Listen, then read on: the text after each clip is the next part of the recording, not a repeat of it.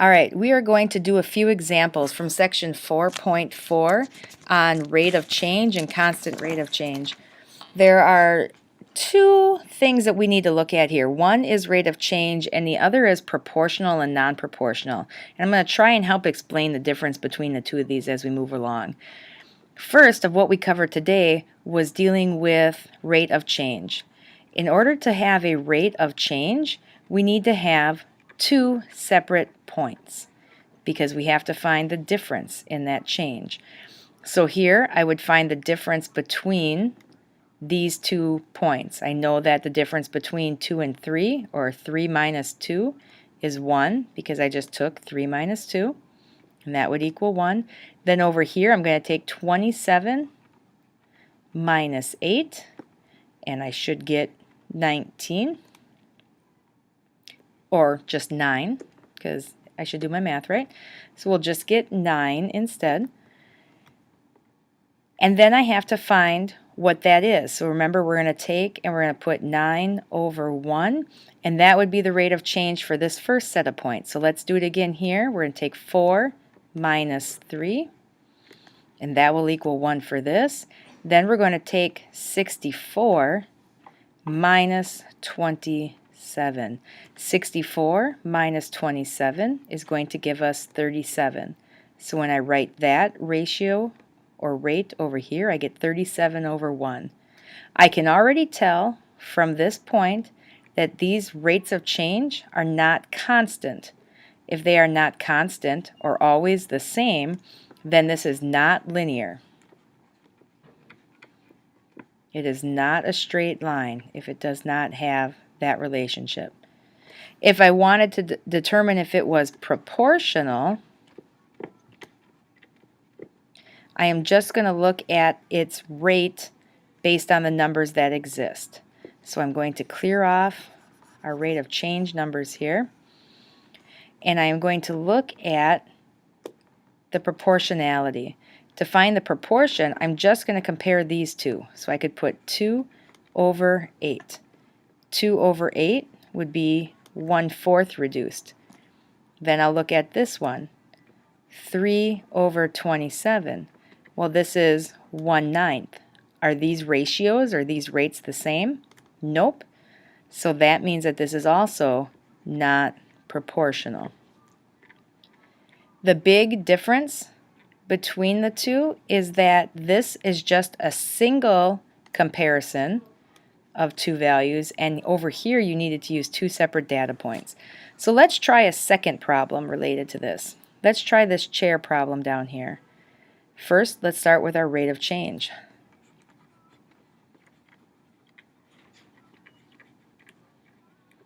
In order to find the rate of change, again, I have to compare all of the values as I go down. I have to find their differences. So I'll start here, and I'm going to take 10 minus 5, and over here, 12 minus 6. In this case, I'm going to have, this would be 6, and this would be 5. So I'm going to get 6 over 5, which is the same as 1 and 1/5. Let's do the next one. I'd have to find the difference between these two. So 15 minus 10 equals 5. Then find the difference between these two. 18 minus 12 equals 6. Looks like we've got the same ratio, 6 over 5. It's the same as 1 and 1/5. We can't always be sure just by checking 2 points, so make sure you check that final point. You never know if it's going to switch on you. And if they give you all the points, you got to take the time to do the work. So now I have 20 minus 15 equals 5. Sure looks the same. Let's make sure though. 24 minus 18 is a 6. So do these have a constant rate of change? Yes, they are all going to have 6 over 5 as their rate of change. If they have a constant rate of change, what does that mean?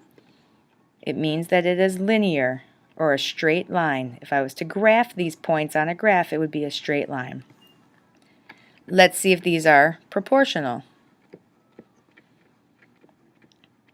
If it asks you that, not all of your questions ask you whether or not it's proportional. If it asks you whether or not it's proportional, you have to just compare the 2 points. I'm going to compare 6 over 5,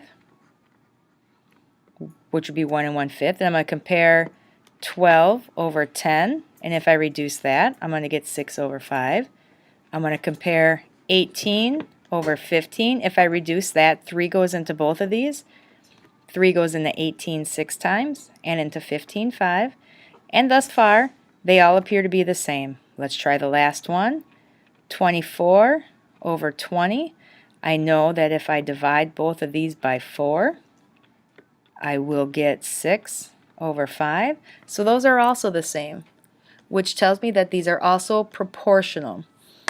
Yes, there will be a time when it can be linear in a straight line, but the ratio over here for proportionality will not be equal.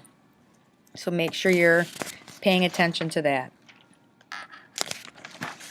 The problems that you have are all related to charts and graphs and making sure that you just do all of the work. So do not be afraid to show all of your steps and do all of your work. Let's do one more here really quick. They give me the points 1, 2, 3, and 4, and they tell me that this is the time in hours that I work. They also tell me that I had helped a certain number of people. I had helped 12 people, 24 people, 36 people, and 60 people at a jewelry store that I worked at. I want to know whether or not this is a constant rate of change, and if it's a constant rate of change, it would tell me that this is linear. So again, I just have to slow down and do the work. I'm going to take these two and subtract them. 2 minus 1, it'll give me 1. And subtract these two. 24 minus 12, it'll give me 12.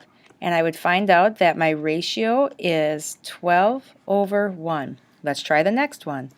Here I'm going to subtract these two. 3 minus 2, that will equal 1. And subtract over here. 36 minus 24 equals 12. Again, I'm going to take these two numbers and compare them and get 12 over 1. Last but not least, again, you cannot stop. You got to make sure you check every single point. 4 minus 3 is 1. 60 minus 36. Does this equal 12? I don't think so. I think this would equal 24. So if I have 24 over 1, I can tell you that this is not linear. And the reason it is not linear is that the rates of change are different. So make sure you take the time and show each one of your steps. Good luck!